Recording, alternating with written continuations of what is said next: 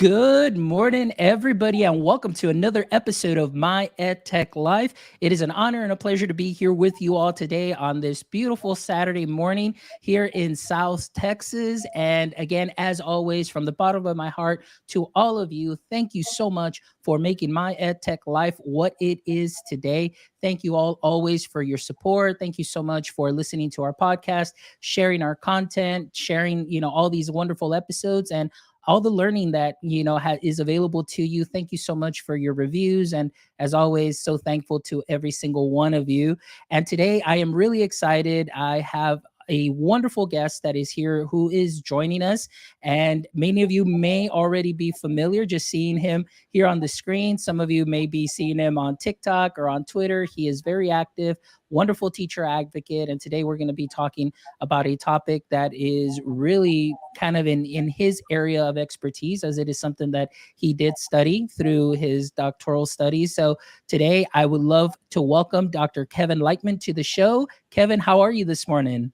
Thank you so much for having me. I'm great today. It's actually a sunny day in Ohio right now where I am, and we don't have a lot of those left. We already had our first snow, which is crazy to think about, but we're there. So I'm excited to enjoy a nice sunny 70s kind of day, and then we're just going to bundle up and get ready. Excellent. Well, thank you so much, Kevin, for being here on the show. And again, I am a longtime follower, a fan of your work, and obviously, being able to make that connection not only on Twitter and LinkedIn, but on TikTok, where really, you really put out some great content, and just the way that you handle yourself, and not only in this subject that we're going to be talking about, which is teacher burnout, what it is, what it isn't. And so we'll have that conversation, but the way that you also carry yourself with, obviously, sometimes you get people that put up comments that just don't understand or are just, being trolls and whatnot, but you handle it so well. But the wealth of information that you share there, I definitely recommend that if you're not following Kevin on TikTok, make sure you follow him there and on all social media. So Kevin, let's go ahead and get started with this conversation. And as you know, anybody that is a guest on My EdTech Life is somebody that, like I mentioned, I look up to. I love their work and I want to amplify their story. And I also see it kind of like a superhero origin story. So I always love to begin with that, the Dr. Kevin Leichtman origin story, and talk about your journey through education. So first of all, I'd like to ask, was education something that you knew you wanted to do, or was it something that you kind of fell into and then, just grew in it? Well, I don't talk about this too often, but my mom actually has, if you remember from elementary school, if you had to do the little flip books every year, make a story, and at the end it would be like about the author. What's your favorite food? Pizza. And, that kind of stuff would go through. And they always ask, what job do you want when you grow up? And there might have been like one year when I wanted to be a policeman or a firefighter or something like that. But pretty much straight through elementary school, I want to be a teacher. I want to be a teacher. Nobody in my family has really been in that education space. And I don't know why I was so drawn to it. And when I look back, I'm like, some of the reason is I had some really excellent educators that I looked up to. And I'm like, oh, I want to be like them. I want to be doing the work they're doing. And then the other half of it was there are some educators that didn't really help me when I thought they should have, and didn't really give me what I needed. So I was like, I want to be the voice that kind of changes that narrative and helps educators become, that first group, not that second group.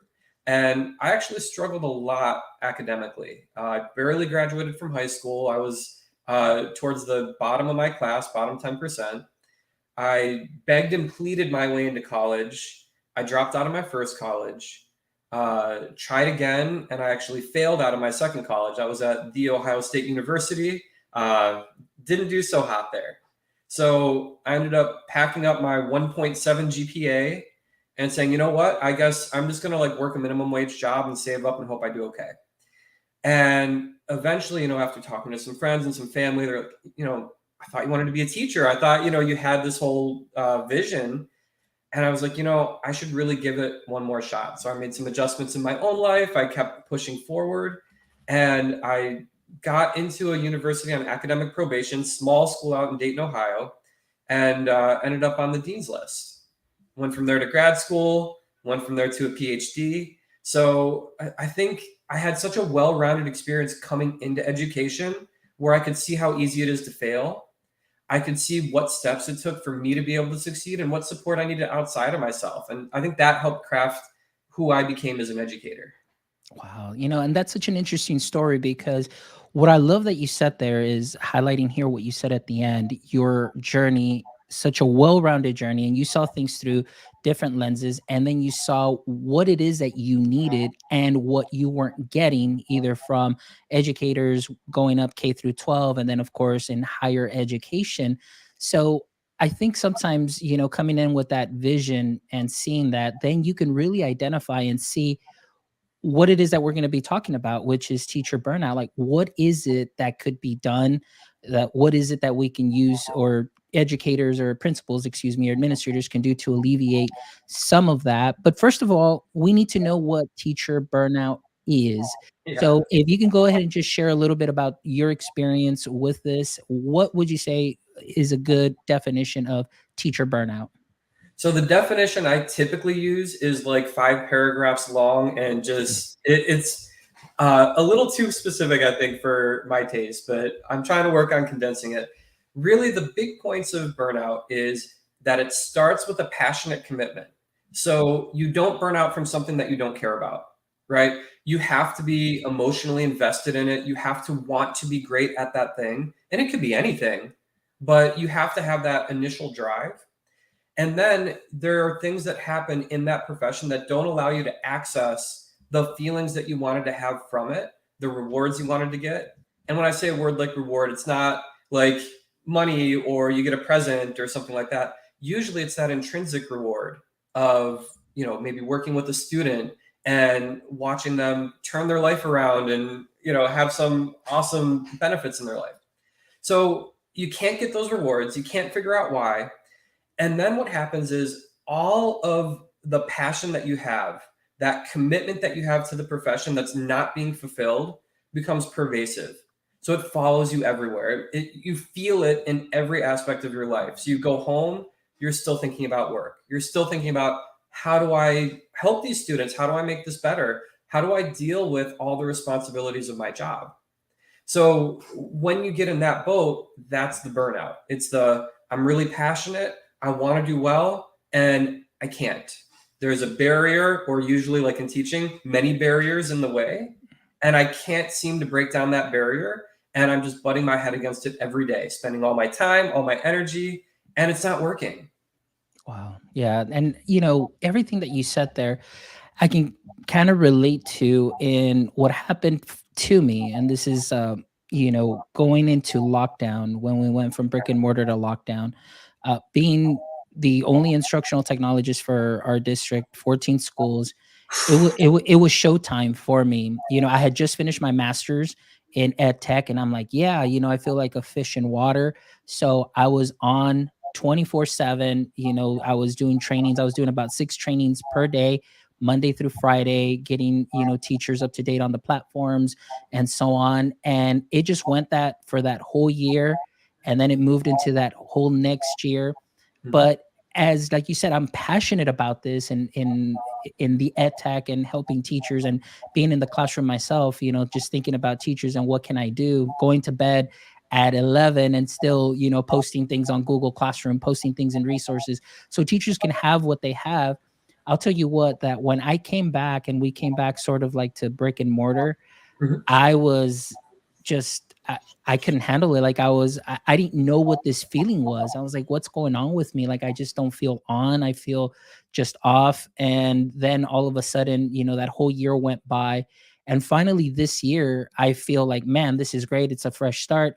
I'm feeling good. Like I'm kind of recovering from that. But it was a very interesting time for me during that whole year. And a couple of things that I learned when I first started hearing the term teacher burnout is, man, just kind of that being very just tired, being very kind of frustrated, or just all of this all at once, and then trying to recover from that while still doing your job Yep. is something that's difficult. So, how about just talking a little bit about that? Because I know my Sure. experience was very difficult. Again, like I said, you're trying to recover, Hmm. And so you're trying to make that space and those boundaries, but still you're hitting those barriers, and then there's other stuff happening. Yeah. What has been your experience, or even in talking with educators about that? Sure. And obviously, I've had my own experiences which are similar. And when I actually started looking at this in the research, because obviously I went through it myself as a new teacher, you get overloaded. I was teaching 3 to 4 preps per year from the start. I had zero planning periods. I think my best year, I had one planning period every other day.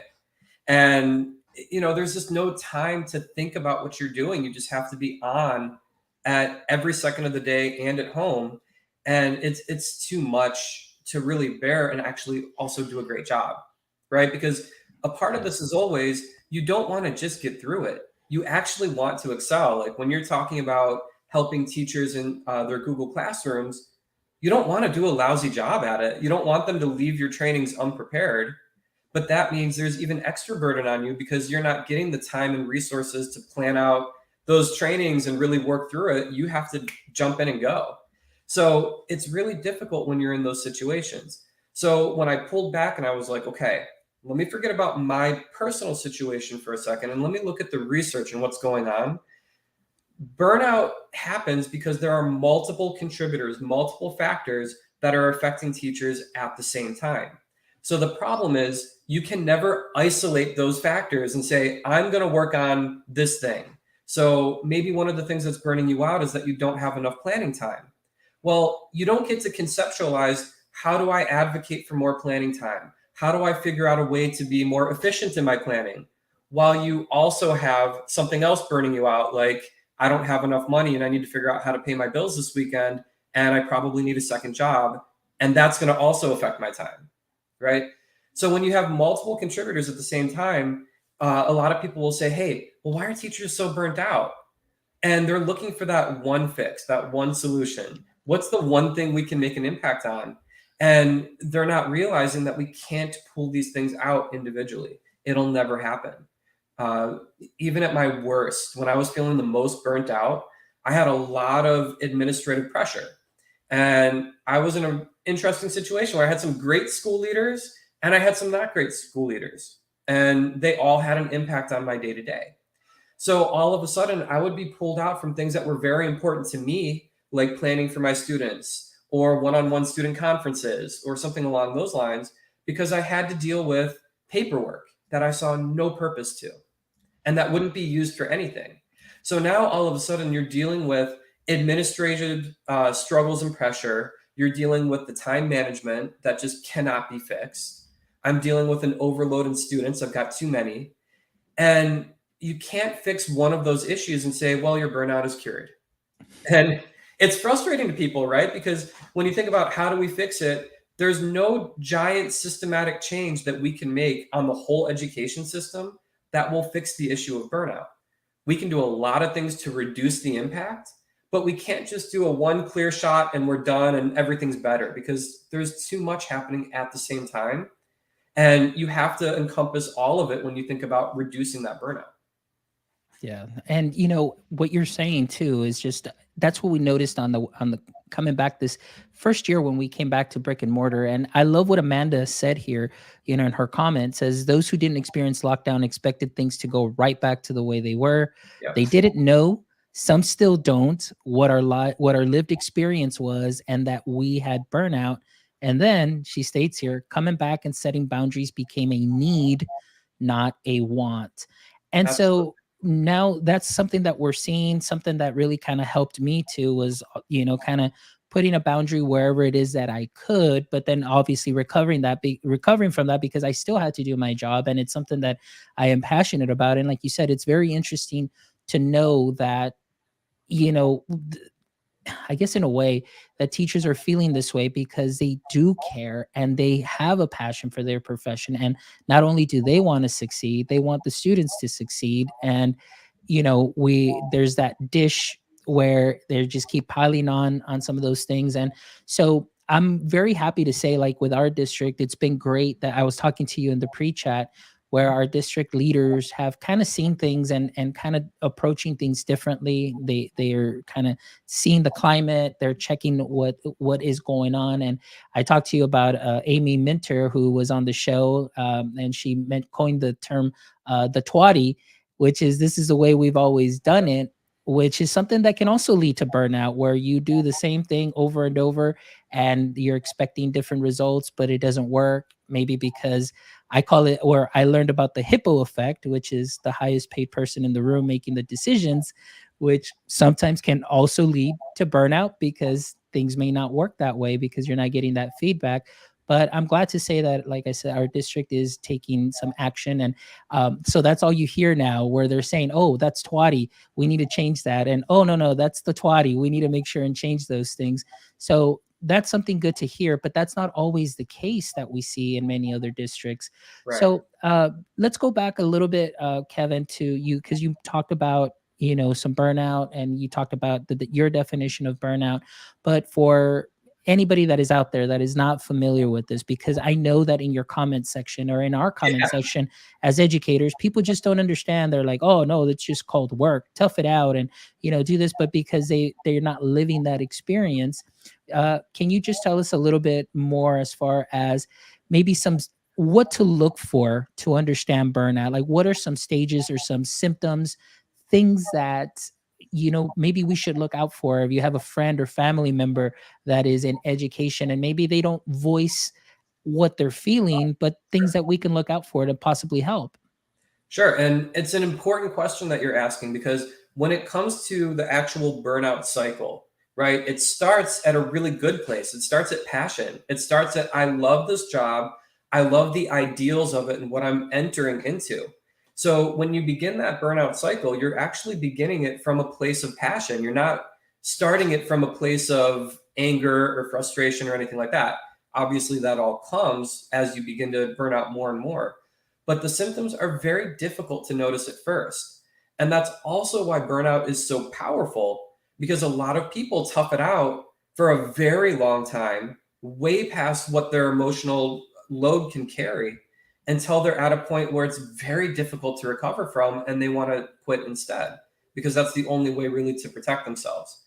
So, what you're looking for at the start of burnout, and somebody maybe who's out of the field that wants to support teachers and say, I don't know what's going on with you. What should I be looking for? Those beginning symptoms, they're very difficult to catch, but they are there. So, one of the most important symptoms that you should be looking for is isolation.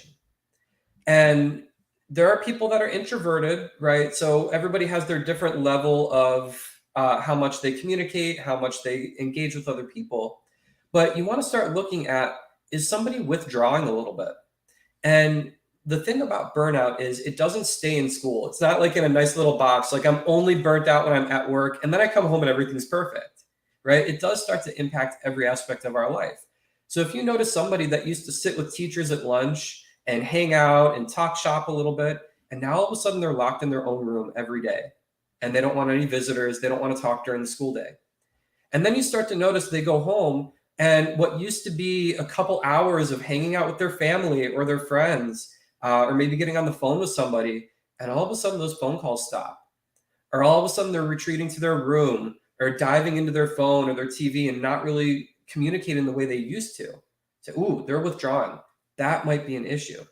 So, the other one that I think is a huge look for is guilt. So you have withdrawal and then you have guilt.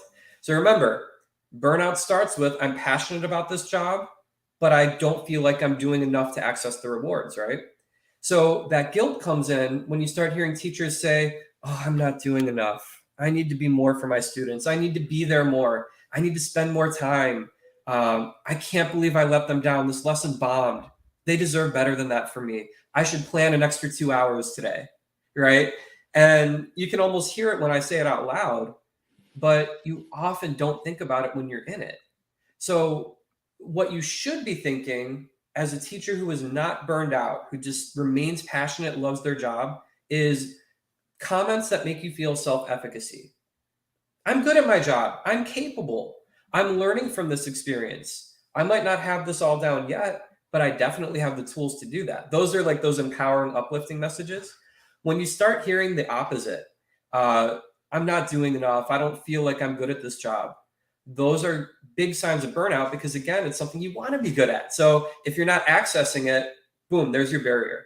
There is the issue that's beginning your burnout. So those are your two biggest signs. And one last thing, just to make a comment on, it's important, is when you're teaching, and I know you know this, Fonz, there are times where you've got to cope with some difficult situations. And a lot of them are outside your control, right? Could be a tragedy with a student. It could be some kind of trauma face. I mean, we all went through the pandemic. I was still teaching in the pandemic. So we've gone through some of those experiences.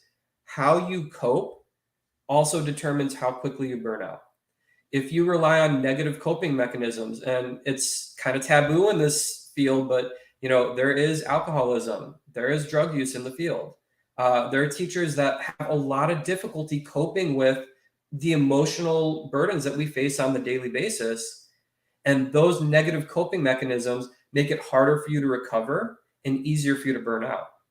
So it's really important also to evaluate those coping mechanisms. Am I doing positive things that build me up and make me resilient? Am I doing negative things that make it easier for burnout to seep in? Wow. And thank you so much for sharing that, because obviously, I know that this has been a topic that, has been everywhere, but the way that you described it, just making it so simple. And again, it's so important, for many educators that their families are informed, because they can see those things. And how can we help? What can we do? And thank you so much for sharing that, because we definitely need a support system for our teachers. And I kind of wanted to touch a little bit on what you were saying, because we do come with a place from a place of passion. I mean, my thing was being in the classroom with my kids and knowing that they weren't all dealt the same hand, and making sure that they feel safe, making sure that they have a community, making sure that they can come into my classroom. Sometimes you do take that person, like, these are my kids, like, Yeah. I want to take care of them. But how much of burnout also comes from, I guess, from that administrative standpoint, where we're basing a lot of emphasis on standardized testing. And so what I see oftentimes is that those tests, or then those benchmarks, or those little mini assessments, and then they get the data, and all of a sudden they go have those teacher talks. And Yeah. then going back to teacher being passionate, thinking she's doing great, and now all of a sudden somebody's telling her, like, you know what, you're not doing what we expect you to do, or what you need to do.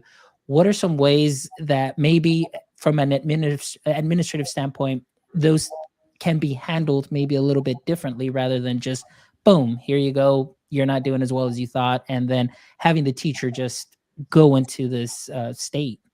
For sure. That this micromanaging kind of problem, it first we have to remember school leaders are also under pressure, right? So I don't like to dog out school leaders as much as I can help it, because a lot of them are trying their best, but then there's school board, or there's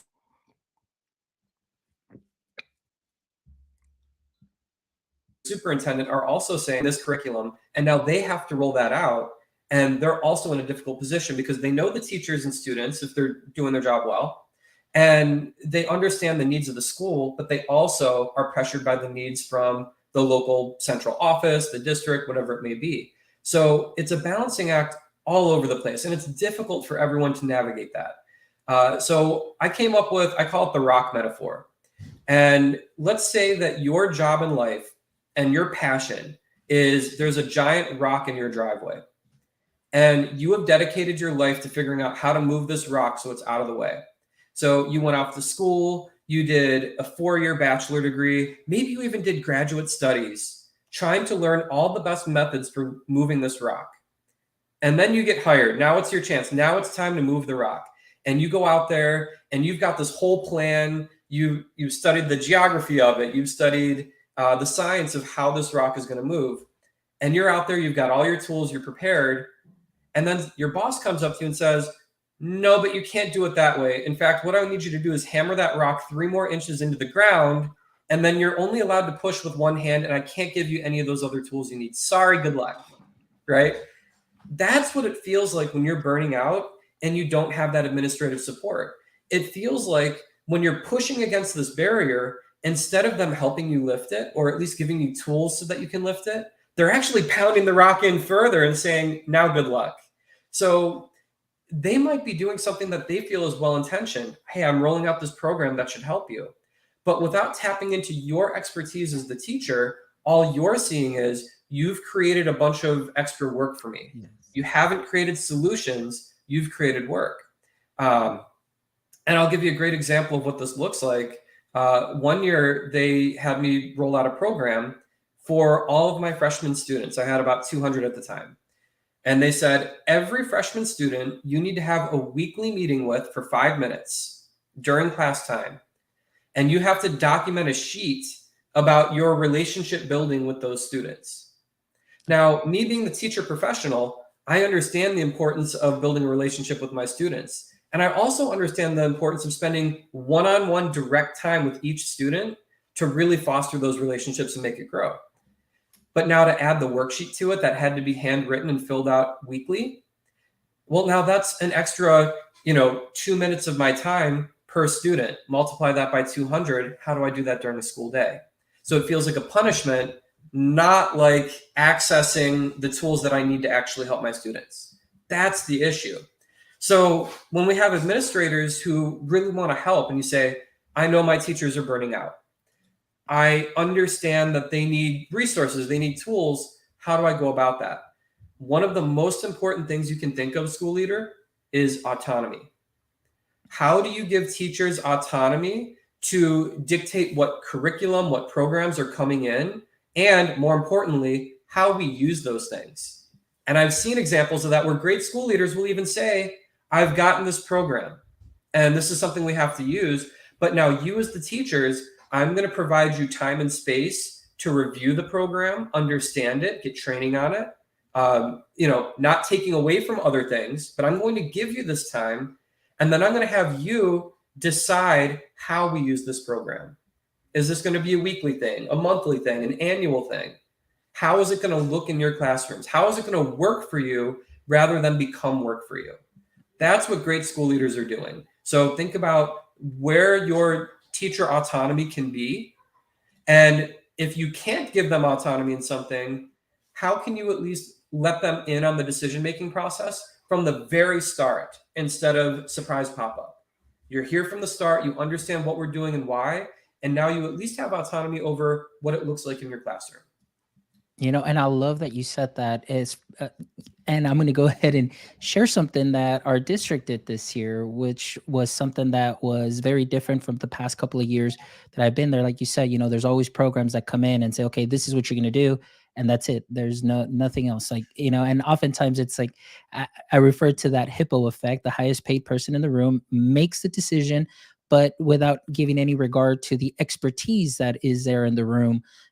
And so sometimes those come, I don't know if they actually come from an area of like, oh yeah, I'm out, like this is the way it's going to go, but they do mean well. But sometimes it's like, there's no teacher input. Well, normally we do programs every year, but this year, or this past year, before we started this year, we sent out a survey and say, hey teachers, what are some of the programs that you're using? We are curious to know, because we want to make it available to everybody. So they actually sent out survey, came back, we took the highest rated ones.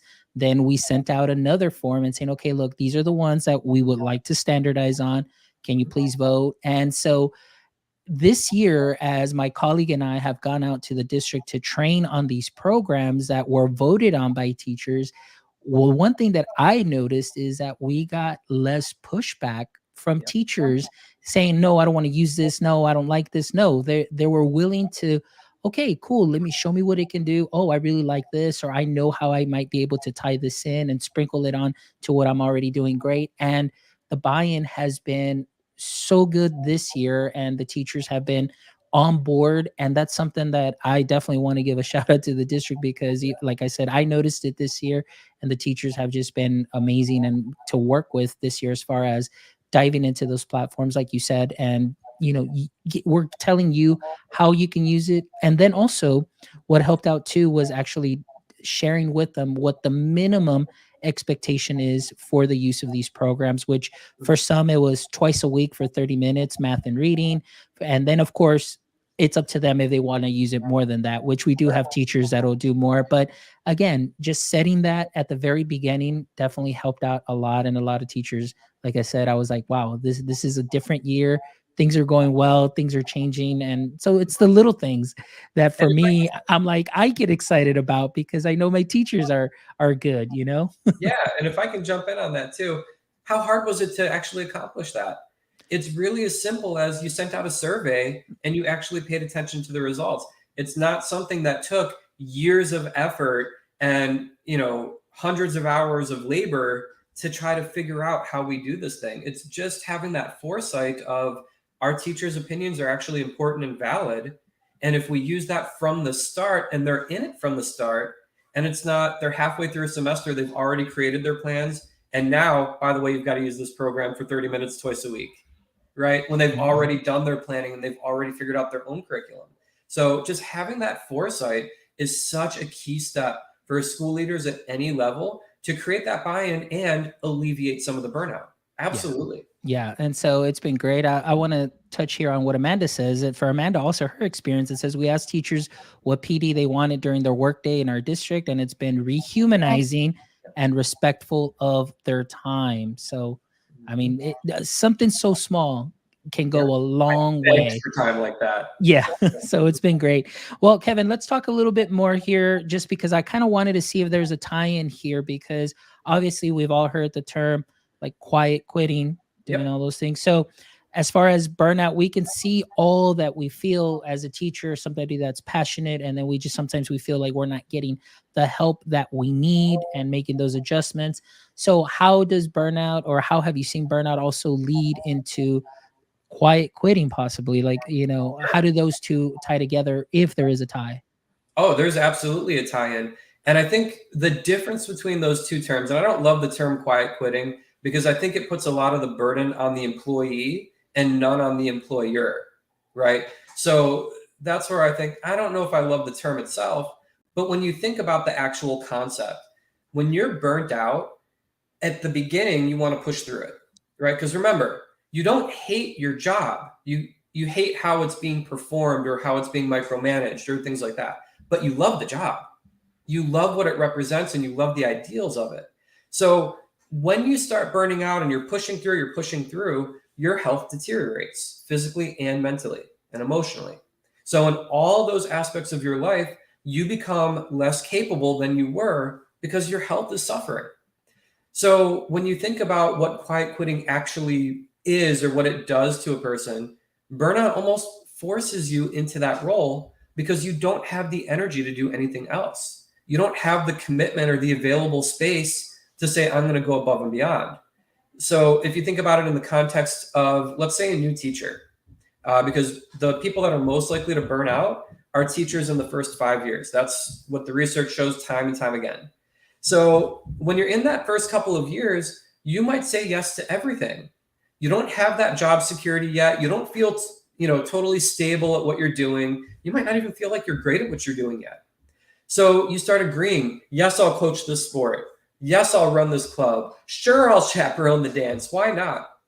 And then by year 3 or 4, now you've been pushing through burnout for a couple of years. Now maybe you've collected some negative coping mechanisms. So maybe you're overeating and you're living a very inactive life, right? So now your physical health is deteriorating. You're getting colds and flus more often, things like that. But then also emotionally, you're starting to shut down. You're isolating. You might be feeling depressed. Your energy levels are just getting sucked right out of you every day before you even enter the school place. So then when somebody asks you, hey, can you chaperone that dance again? I know you did it last year, right? You still want to help us out? You're looking at them like, even if I wanted to, I don't think I can, right? If I have to come back to the school at 7 o'clock, and I know people that do this, they will go to school all day, go home, and then they've got to come back for an event, and they're crying in their car because they don't know where they're going to pull the energy out to put on a face that will be supportive to the students. And remember, this is all done at the cost of they want to do it for the students. They care. But as you burn out more and more, those physical impacts really take a toll to where you're almost forced into quiet quitting. I can't do anything extra now. The other piece of it is burnout leads to cynicism. So teachers might start to feel like no matter how much effort I put into this, clearly it'll never be enough. So the logical conclusion that they might come to is, well, then none of it works. So if none of this works, what am I putting in extra for? All I'm going to do is care about my students, love on them during the school day, give them the best I can in terms of content, and then I'm clocking out physically and mentally. I'm clocking out. So that might be the teacher that says, you know what? I'm not filling out any of those data sheets anymore. No, I might not even make lesson plans. I already know what I'm teaching. I might just have a little post-it, but I'm not turning anything in. And what are they going to do? Fire me during a teacher shortage? That's where that attitude comes from. It's that burnout that leads to cynicism that says, I don't have the resources physically or mentally to commit to this job the way they need me to. And I don't even see the purpose of it. So I'm going to do what I think is best, and everything else has to shut down. Wow. That is, yeah, that is such a great explanation that you gave there, and everything that you played through there, those scenarios. I'm just like, wow. And this is what I hear, and this is what I see educators going through. And it's just, wow. And Amanda, thank you so much again for your comments. As educators, this included leaders, shouldn't have to spend weekends and holidays resting from toxic work cultures and burnouts. So yeah, Yeah. sometimes that's what it is that we're doing. Well, Yeah, and Kevin, oh, I'm sorry. I was just going to say real quick. I do a lot about holidays because if all of your holiday is recovering, then what happens is you actually get off your routine, right? You sleep in all day, you feel lethargic because you really are just recovering from that toxicity and that trauma that you're dealing with. So you don't actually get to enjoy your break, and you're also thrown off. So that when you go back to work at 5 a.m., 6 a.m., when the break is over, not only are you not, back at it, you're actually in a worse position to handle your job. So it's another huge sign of burnout. How do your breaks look? And when you start evaluating that, it could be a really key indicator that I'm too far into this burnout. I need to take action now. wow. And then my breaks usually I look forward to. I'm like, hey, it's Thanksgiving break and then it's Christmas break. And honestly, what I look forward to there, I was like, I get to do more podcasting because this right here, like Saturday mornings, this is my like this is my stress reliever. This is my thing, and if I don't do this on a Saturday morning, things of that sort, like I just feel like, oh man, so this is my great outlet. And more than anything, I get to connect with other educators such as yourself and learn. And that's my thing there too. So this is what really helps. And I love Saturday mornings for that too. And then of course the breaks.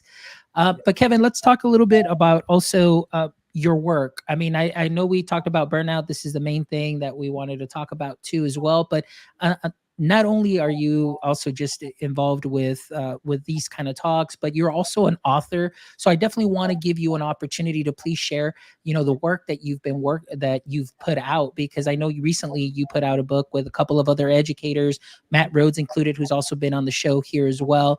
And so tell us a little bit about that project, which is the most recent project, which I see there, 50 tips for new teachers. So tell us about it, and what can we look forward to in getting that book? Yeah, so I really appreciate that opportunity. It was so cool. I was really thrilled when they contacted me. So I wrote this with Matt Rhodes, Sam Fesich, and Casey Jacobowski. We all have doctorates, so we're all kind of researchers in the space, but we're all practitioners at different areas and different levels. So I always thought about writing a book for new teachers because that's where my dissertation was, new teacher burnout. So I'm like so dialed into that topic. I love new teachers. And in the state that education is in right now, we need to keep every new teacher we can. And not only that, we need to help them grow and feel great about the profession to restore some of that dignity that we need in the profession. So I wanted to write that book. And then they happened to contact me and said, hey, we need some pieces on burnout. I've done a lot of work with social emotional learning and mindset. So they're like, we need some articles on that as well. Would you be willing to jump in on this? I was like, yes, I'm so in. Let's go. So I didn't know that it was going to come together so well and so quickly. But about a year's worth of effort and a lot of back and forth, a lot of meetings, a lot of writing for sure. And now we have this wonderful book. And the way we set it up, we have 50 tips for new teachers. Each tip is typically a page. So it's just really quick to digest. And then the next page is an activity to help you practice that tip. So for a new teacher that might say, you know what, I'm struggling with classroom management right now. They can find a tip, and there's plenty of them on classroom management, read the tip, absorb it, and then do the activity and see if after that activity, they've kind of planned it out better in their mind and how it impacts their classroom. Teachers feeling burnt out, oh, go to one of the burnout tips. And now you actually have an actionable strategy to go with it. So that was one of the fun features of the book. The other thing we did, which was actually really fun to record, I mean, it's kind of like podcasting, we did 4 critical conversations. So we took areas that are really difficult to talk about and things that maybe you don't hear about uh, when you talk in actual like school, right? When you're training to become a teacher, things like how do you deal with a tragedy on campus? What if a student commits suicide, or there's some major traumatic event that happens at your school? How do you process that yourself as a teacher, and then how do you speak to students about those things as they're happening? So we've been in those situations. We're like, we should share that with new teachers, because when we went through those things, it was just good luck. And we're all going to just figure it out together. And that's tough to do. So we wanted to have this as a really good entrance book for somebody that's new to the profession. There's, research-based activities, but this is what it really looks like from experience, and we're here for you. So it's great. It's, we're already in talks about some book studies with districts on it.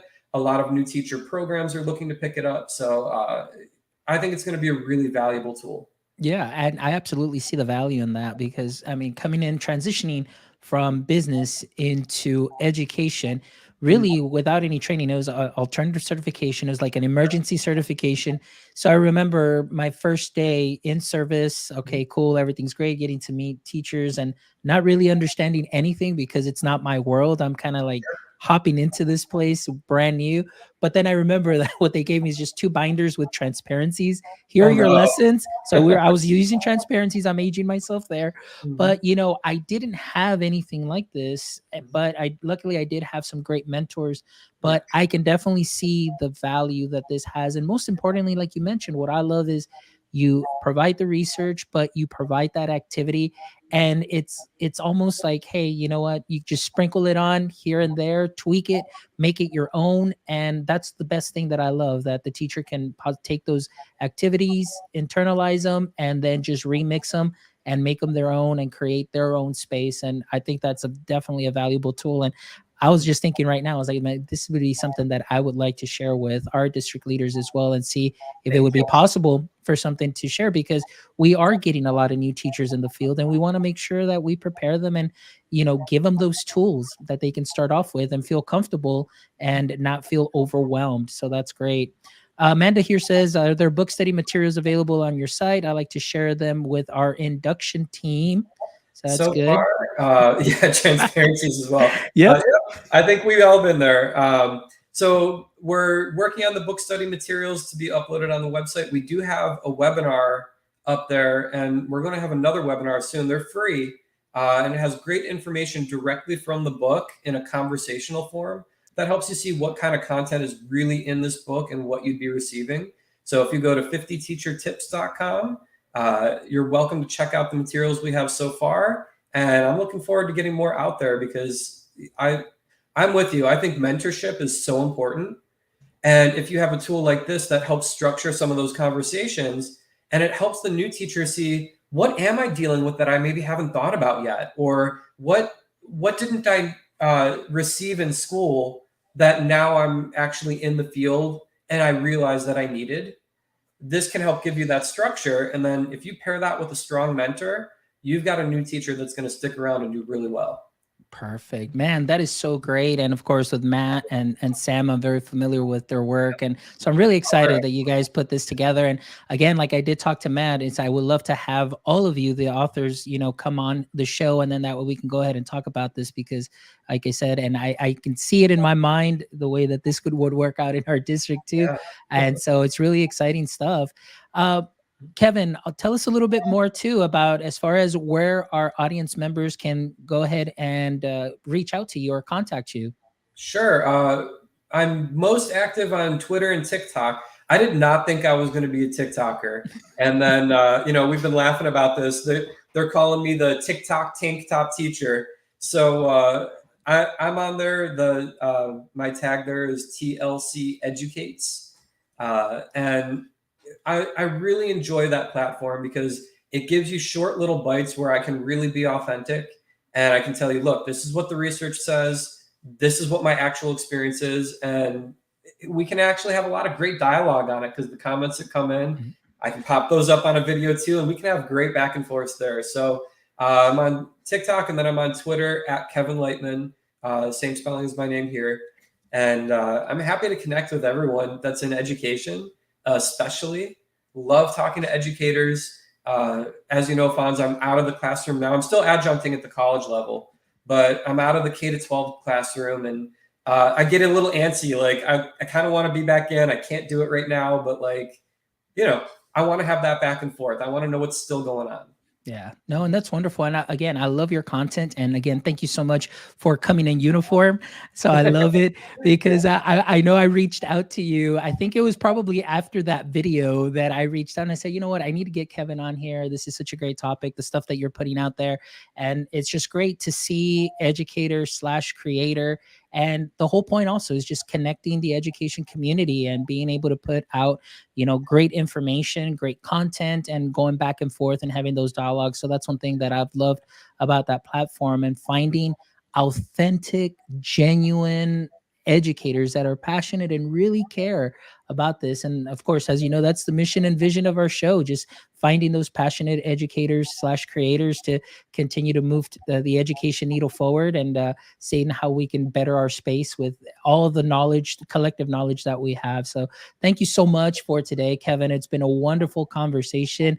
All your insight. I have so many sound bites here that I'm just excited. I'm going to be putting these out, this week. And again, thank you so much for the work that you're doing and continue to do. And I wish you the best in everything that you do from here on forward. And I'll definitely be following you on Twitter. And I know that this won't be the last time you'll be on the show. I know we'll definitely have further conversations. But before we go, this is my favorite segment of the show where we kind of end on these last three questions. And so, Kevin, here we go. Question number one for you. In the current state of education, what would you say is your current edu kryptonite? My current edu kryptonite is probably rigor. I think, hate to go right to the buzzword, but every time I hear that, I feel like you're trying to make something look like something else so it looks more difficult so it'll work.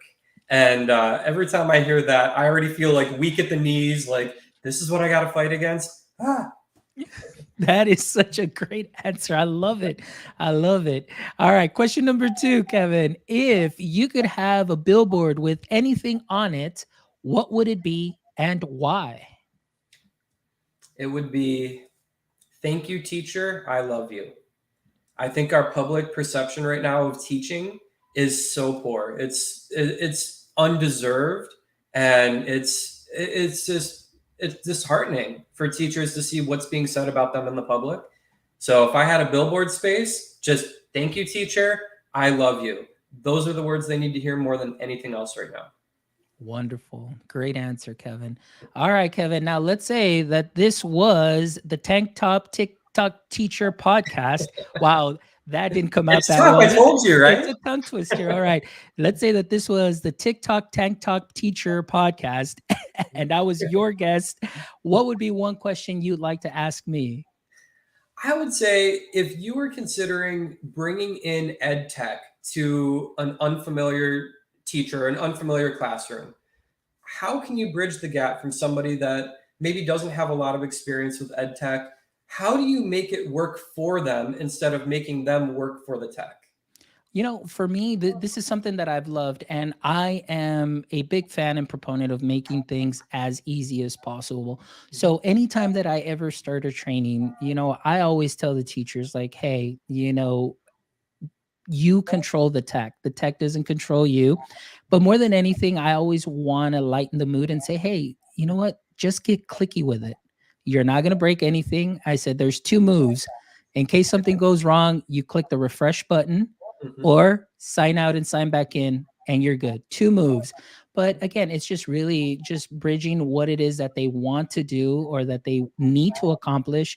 But again, giving them also the autonomy of how to use it and saying, what you are already doing great here can only be enhanced slightly or maybe just a little bit more by sprinkling on this additional layer of tech. So I don't want you to feel overwhelmed, and so that's really the what I start doing is just really building up the teacher, building up that relationship, that trust, knowing that if anything were to happen, you're just getting clicky with it, refresh, but that at any time you do need some additional support, you've got my extension and I'll be more than happy to come by and help, and we can work through it together.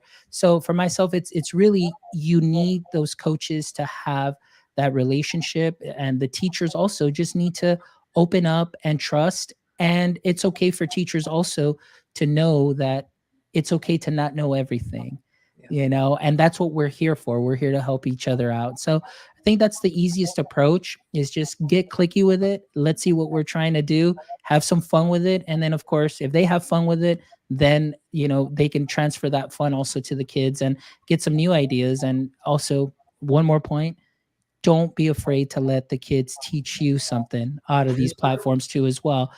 Because I always tell the story, from my first block to my fourth block, I only looked good in my fourth block because of what I learned first through third, and I look like the expert in fourth, but it's because I learned from my teacher, from my students who are my teachers.